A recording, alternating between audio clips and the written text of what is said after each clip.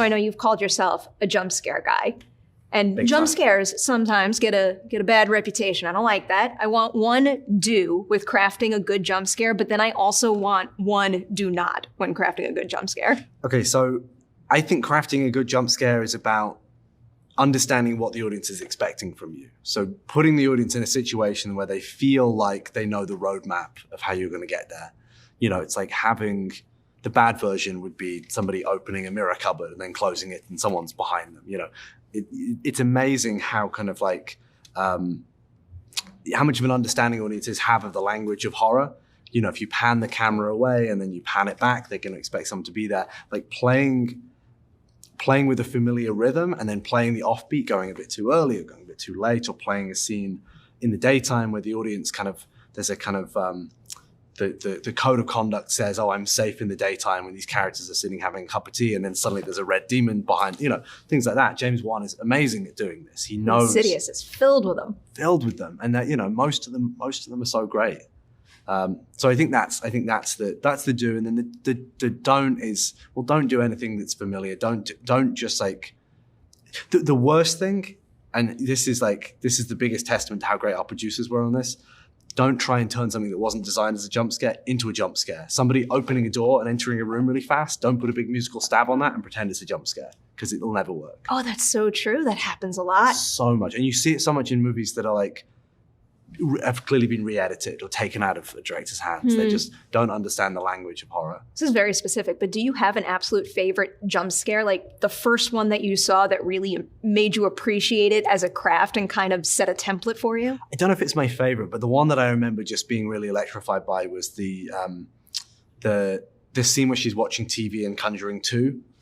And just the amount of, because it's all like, look over here while you slap somebody around the back of the head with the other hand. It's like, it's all misdirection. And the amount of like places that the scare could emerge in that scene and then how he finally pays it off is just genius. That's such a good example. It's such a great scene. Do you watch Mike Flanagan stuff? Love Mike Flanagan. One of the best jump scares of all time is in episode 8 of Hell House, where they're in their car and they're having a conversation and you're so invested in what they're saying. And then all of a sudden. Yeah.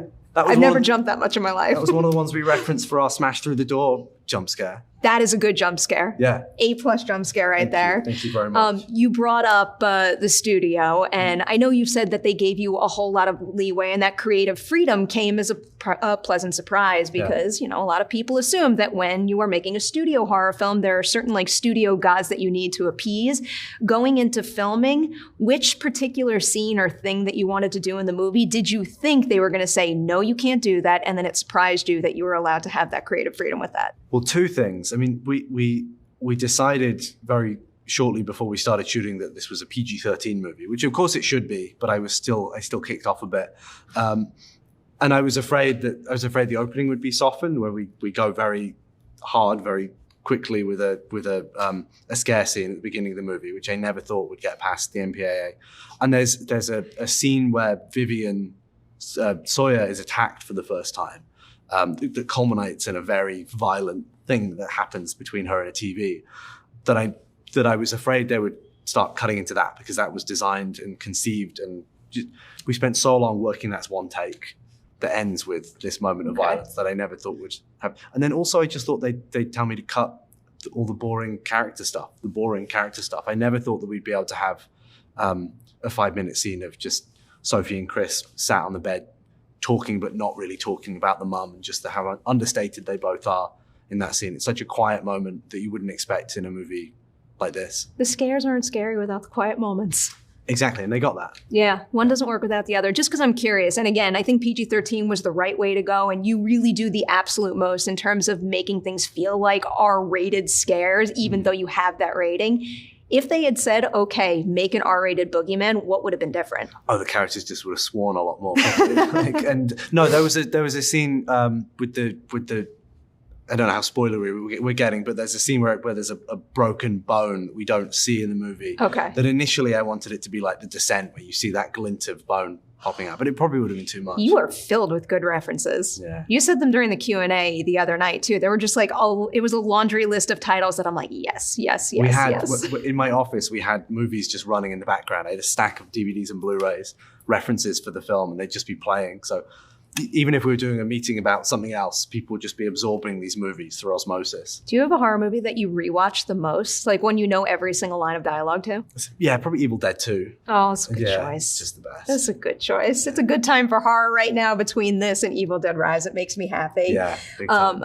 I have to bring up something we were talking about at the Q&A because I want it on camera in my interview right now.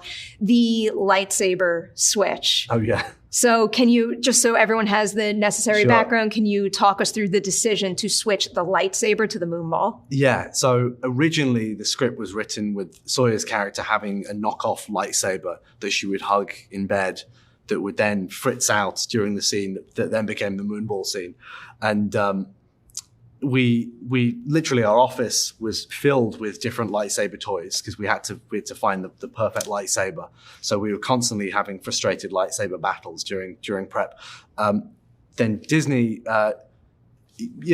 I'd completely forgotten that we'd cast young Princess Leia, and Disney didn't really like the idea of young Princess Leia having a broken lightsaber that was fritzing out and looked like a piece of shit. So they said, no, we can't do that. And we had to come up with something else very quickly. So me and Jeremy and Jamie and the production design team had to just basically Google kids' toys that light up, and we found this moonball that ended up being way better. We wrote those scares just in an afternoon, and it became such an integral part of the plot. It's such a perfect example of a creative pivot for the better, where you never would have found the better option had you not had to steer away from something that you got to know for. Completely, and it becomes our image now rather than a borrowed one. So just curious, in the original script when you had the lightsaber, how was that particular scene shot and designed compared to what you were able to do with the moonball? I wanted to do something. This was what my lightsaber used to do. My knockoff one. It would the light would go from the bottom, from the base, all the way to the end, and it'd go boom.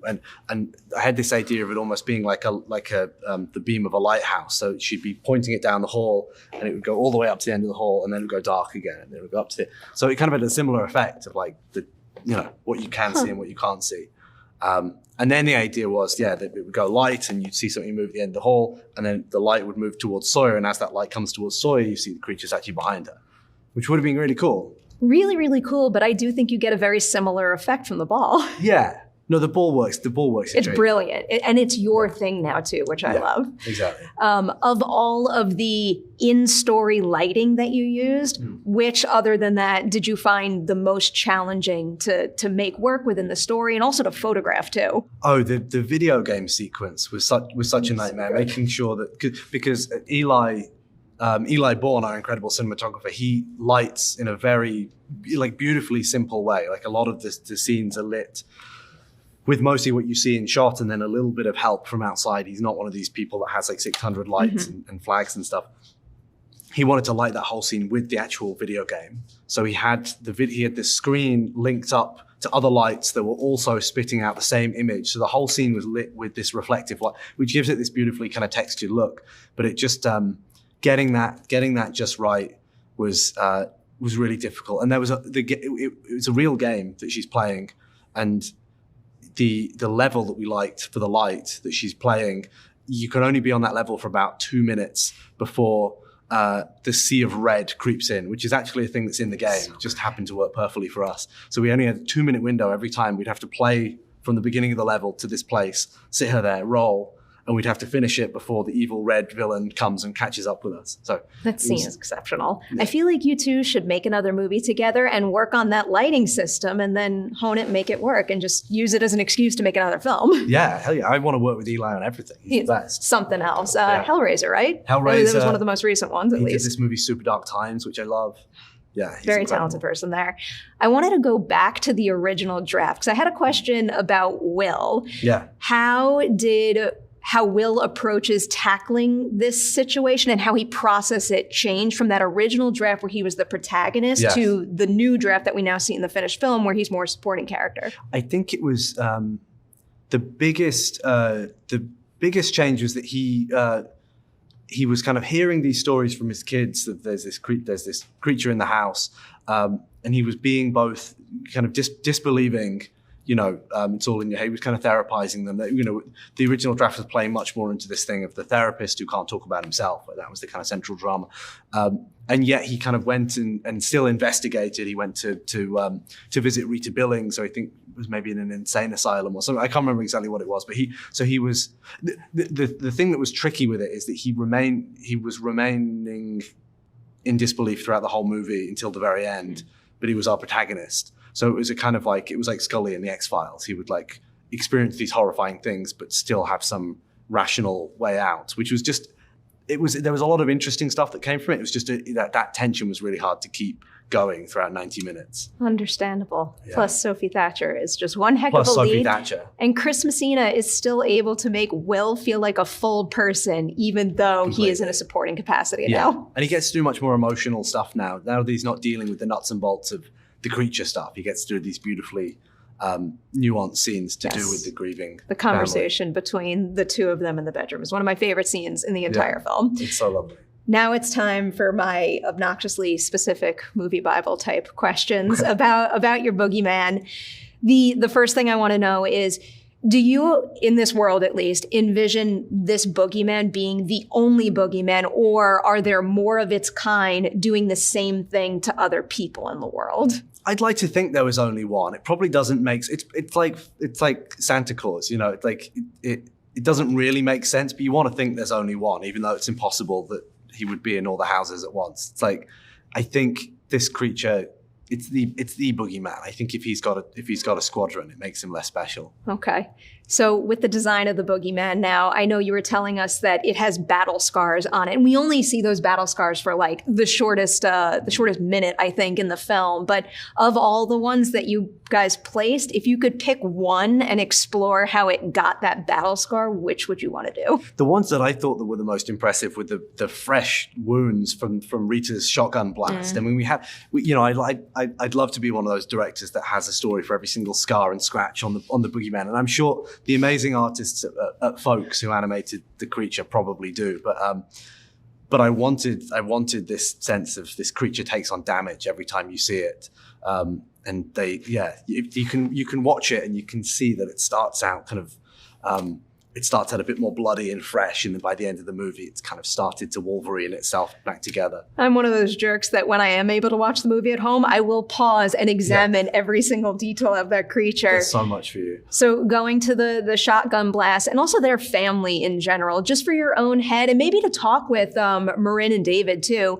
did you ever discuss how the boogeyman came to their house? Did someone pass it along to them as well? The idea that we always came up with was this creature kind of grows and festers in suffering, and that ultimately they lost 3 kids. The first child actually died of SIDS, and it was in that kind of vacuum of grief that the creature was able to take up residence. And I don't know who necessarily brought it to them, but the idea is it was born of real tragedy, just in the same way that it is when it comes to the Harper's house.